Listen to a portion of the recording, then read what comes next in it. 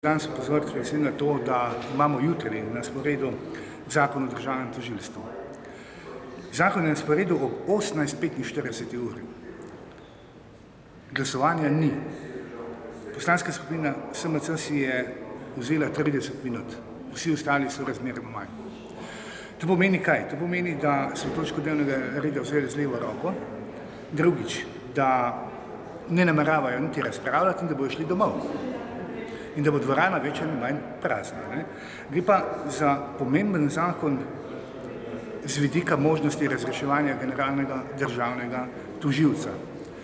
Tudi vlada je danes posredovala mnenje in seveda vlada zavrača ta predlog zakona, kar pa zdaj kumulativno pomeni kaj? Pomeni to, da je dejansko se vlada postavila na stran tožilca, ki, kot vemo, je ravnal nezakonito in vemo, da je ravnal tudi koruptivno, čeprav v tem trenutku začasno prepovedana, še vedno velja ta prepoved objave na poročilu KPK.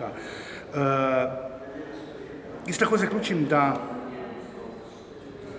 v tem trenutku vlada prevzema polno odgovornost za tako stanje na državnem tožilstvu in izključno na vladi in Miru Cerarju je največji problem Slovenije, eden večjih problemov Slovenije, ki se mu reče, da imamo na vrhu tožilske organizacije osebo, ki je kršila zakonodajo, odnosno osebo, ki je ravnala koruptivno.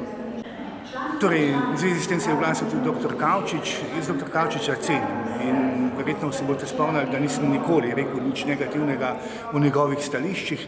Kljub temu je pa treba v tem primeru reči nekaj. Slovenija nima predsedniškega sistema, torej nisem na stališču, da bi, tako kot meni on, morali prepuščati naloge imenovanja tožilcev recimo predsedniku republike.